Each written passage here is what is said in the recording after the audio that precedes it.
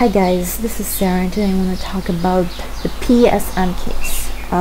It's a big case, it's a major case. It's a case in which Sony might lose billions of dollars. So what happened? The PlayStation network got hacked. Well, everything in this world gets broken and the internet security is no exception. So it got hacked, but it just didn't get hacked and people weren't able to go on the PlayStation network to play multiplayer, but people's information, including their credit card info, has been stolen, and some people have reported losing from $200 to $300 up to $2,000 and $3,000. Anyways, they are working on the case right now. But I'm not really bothered that the PlayStation network is down or anything. It doesn't really matter to me. But what I'm bothered about is the personal information getting stolen. Whoever you hacked Sony PlayStation, just stealing other people's money. Imagine if someone was saving for something, to buy a car or something, and you stole part of the money that he saved for the car, or someone who's saving for their college payment or something and his money got stolen, or someone as in like a mom or a dad saving for their future for their children and their money that they saved has gone stolen. It is terrible. Now, as we speak, there's a lot of lawsuits that's filed against Sony, and Sony in general nowadays really have a bad reputation about security, and they're not able to secure customers on the PlayStation network, and a lot of people are demanding for Sony to return the money that was stolen from their credit cards and so on, and it's a big mess. It's definitely affected them, and on a big scale. It is something that will affect Sony for the next years to come, and it affected other companies like Microsoft and Nintendo to double and triple check their security, so that what happened to Sony doesn't happen to them.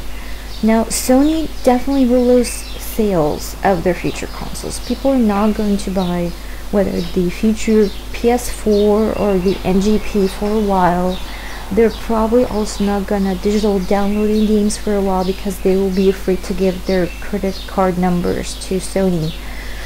And I'm sure of that Sony will face these kind of troubles, is that they're going to find that their sales number will fall. Also, the reputation of Sony will go down the drain. Right now, it will be like the least between all major consoles. Another thing is that they're gonna face a lot of hatred from people, and a lot of people will start hating on Sony so bad that they will just make people hate it so badly that they won't buy the next PS4 or something. Sony is definitely in a pinch right now, and they should do a press release ASAP telling what exactly happened to let this issue continue on for days. How did they notice it from the start? What happened? Was there someone at fault or something? They need to really address all these questions, because a lot of people are asking, how did this happen? You need to answer the question on how did this happen. And they need also to say how they're planning to fix it. They say that the PlayStation network will be back by May 3rd, but not full PlayStation network. They're gonna bring it back slowly. I think really they should just shut it down and work on it and fix the security and double check and triple check on the security to be 150% safe. They should just take their time and just ensure everything is safe. And they also should take responsibility for the stolen credit card number, because these numbers were given on your network and you're not admitting that they were stolen, because a lot of people reported that they lost a lot of money. Money that could be from someone who's saving to go to college, for example. someone else saving to buy a car. You know, people don't find money growing on trees. They work for it. They work for it a lot. And we're talking about people who are not too old, maybe 20s. You know, most of the people who play PlayStation are 20s and early 30s, so they're young people, so they don't have fortunes to overcome the money they lost. They should admit that the credit card numbers were stolen. They admit it to a small number, but they should really admit to the large number.